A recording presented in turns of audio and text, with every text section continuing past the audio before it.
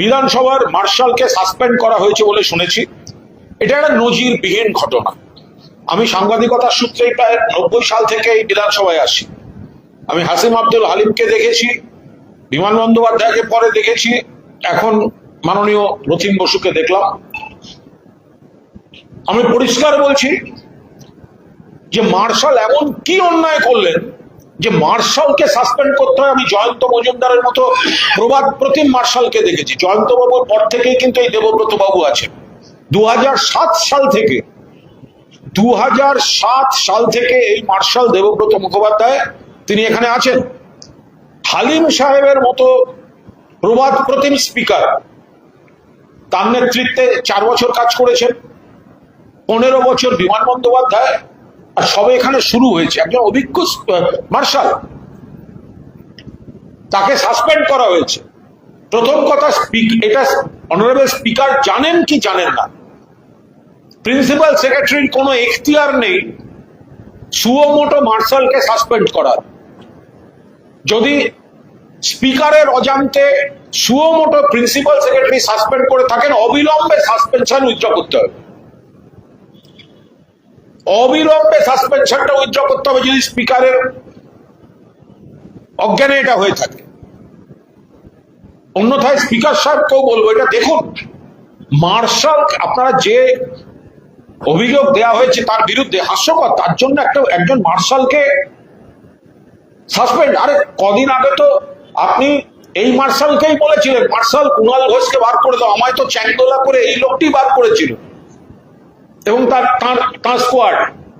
আজকে সেই কুণাল ঘোষ তার পাশে দাঁড়িয়ে বলছে ওইভাবে বার করা যায় না, ওইভাবে সাসপেন্ড করা যায় না। মার্শাল সাসপেন্ড মানে এটা বড় ব্যাপার, এটা বিধানসভার মান সম্মান ব্যাপার সারা ভারতবর্ষের ক্ষেত্রে। এটা বোঝার ক্ষমতা আছে এদের, তাও আবার হাউস চলছে না। ওনাদের কি প্রোগ্রাম, সেখানে নাকি পান থেকে চুন খসেছে, মার্শাল সাসপেন্ড?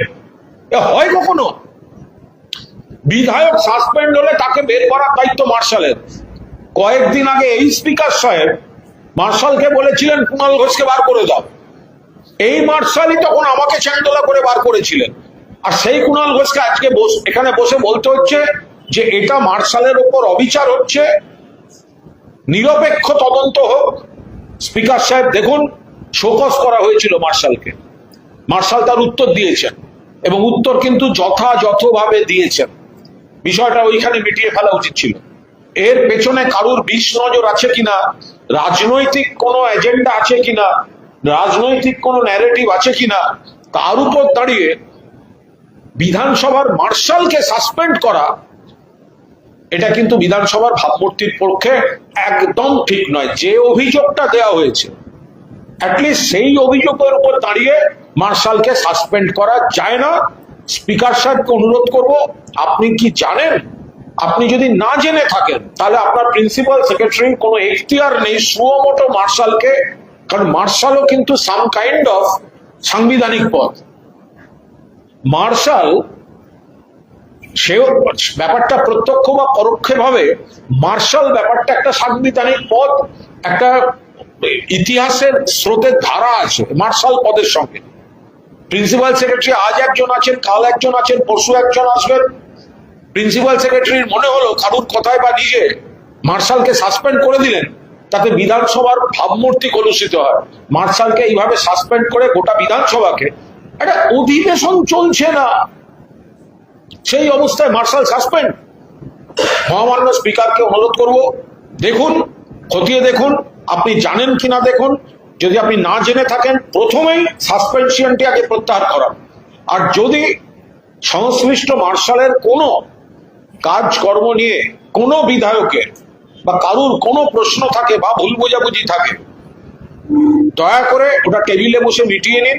কারণ যে অভিযোগ আপনারা দিয়েছেন পান থেকে চুন খসার, তার জন্য সাসপেনশন হয় না। আরে আমাকে তো এই মার্শালকে দিয়েই বার করেছিলেন চ্যাংদোলা করে, আমি তো কোনো অভিযোগ দিইনি। উল্টে আমি বলছি যাকে দিয়ে আমায় বার করেছিলেন আজকে তাকে বার করবেন না। এতে বিধানসভার ভাবমূর্তি নষ্ট হচ্ছে, সম্মান নষ্ট হচ্ছে। আমি শুনেছি যে ওনার বিরুদ্ধে বিভাগীয় তদন্তের নির্দেশ দেওয়া হয়েছে। এটা বিধানসভার প্রশাসনিক বিষয়, যেটা বিধানসভার প্রশাসনিক বিষয়, সে বিষয়ে আমি কোনো মন্তব্য করব না। কিন্তু এটাই দেখার, এই গোটা বিষয়টা স্পিকার সাহেবের অনুমোদনে হয়েছে না হয়নি, আর এর পেছনে কোনো রাজনৈতিক এজেন্ডা কারুর ছিল কি ছিল না, যে আগে থেকে টার্গেট করে নেওয়া হয়েছিল যে কোনো একটা ছুতো দিয়ে একে এইভাবে হ্যারাস করা হবে, তার জন্য মার্শাল পদটিকে, যেটা একটা ঐতিহ্যের পদ, সেই পদটিকে নিয়ে কোনো আগাম ধারণা প্রসূত এই ধরনের কাজকর্ম করা যায় না। তবে বিধানসভার প্রশাসনিক বিষয় নিয়ে আমি কোনো মন্তব্য করব না।